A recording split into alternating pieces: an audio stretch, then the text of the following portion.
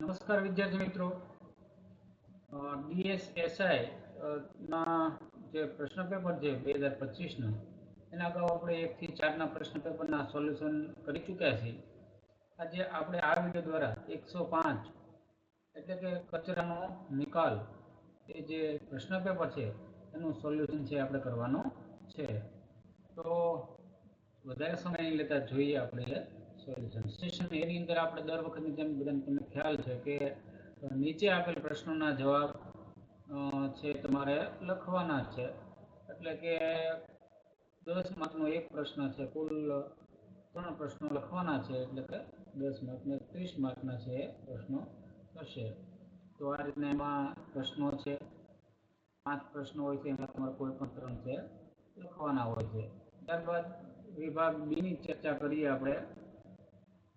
તો બીની અંદર પણ આ જ રીતનું છે પૂછાતું હોય છે કે નીચે આપણે પ્રશ્નનો જવાબ આપી કોઈ પણ 4 છે એના જવાબ છે તમારે આપવાના હોય છે. 5 માર્કનો એક પ્રશ્ન, કુલ 4 આ રીતના પ્રશ્ન છે. તો આ આખા કુલ 6 પ્રશ્નો પૂછેલા હશે, એમાં તમારે 4 છે લખવાના છે. વિભાગ સી ની ચર્ચા કરીએ તો એની અંદર નીચે વિકલ્પો હોય છે, એબીસીડીમાં તમારે જવાબ લખવાનો છે. એ જોઈએ આપણે કે નીચેનામાંથી કયો કચરોનો પ્રકાર જૈવિક રીતે વિઘટનક્ષમ નથી? તો એમાં જવાબ આવે છે પ્લાસ્ટિક.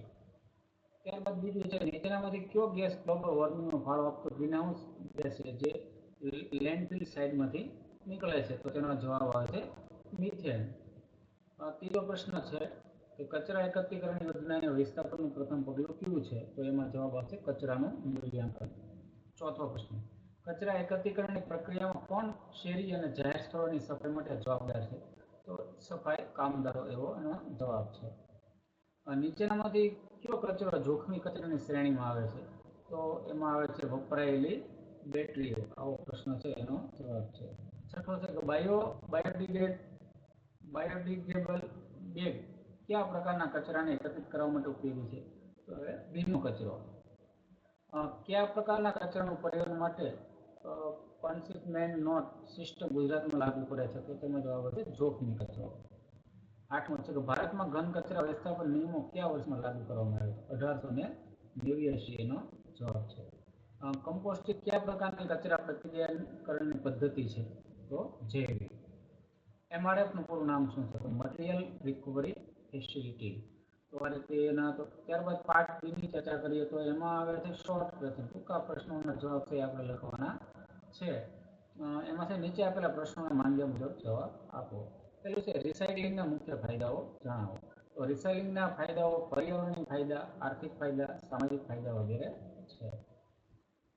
બીજું છે ઈ વેસ્ટિંગ રિસાયકલિંગ શા માટે મહત્વપૂર્ણ છે? તો ઈ વેસ્ટિંગ રિસાયકલિંગ ધાતુઓ અને વસ્તુઓ મેળવવા માટે છે. બીજું છે કમ્પોસ્ટિંગ પ્રક્રિયા કેવી રીતે કાર્ય કરે છે? તો કમ્પોસ્ટિંગ એ એક કુદરતી પ્રક્રિયા છે જેમાં સૂક્ષ્મ જીવો કાર્બનિક કચરાનું વિઘટન કરીને તેને ખાતરમાં ફેરવે છે. આ પ્રક્રિયા માટે વિન્ડો કમ્પોસ્ટિંગ અને વર્મિંગ કમ્પોસ્ટિંગ જેવી વિવિધ ટેકનોલોજીનો ઉપયોગ કરવામાં આવે છે. ચોથો પ્રશ્ન છે કે કચરાના વ્યવસ્થાપનમાં સુરક્ષા શા માટે મહત્વપૂર્ણ છે? તો તેનો જવાબ છે કે કચરાના વ્યવસ્થાપનમાં સુરક્ષા મહત્વપૂર્ણ છે કારણ કે તે શારીરિક રાસાયણિક જોખમ દૂર કરે છે, પર્યાવરણની સ્વચ્છતા જાળવી શકે છે, એટલે પ્રદૂષણ ઘટાડે છે. 5મો છે લેન્ડફિલ એટલે શું? તો લેન્ડફિલ એટલે જમીનમાં કચરાને દફન કરવાની પ્રક્રિયા.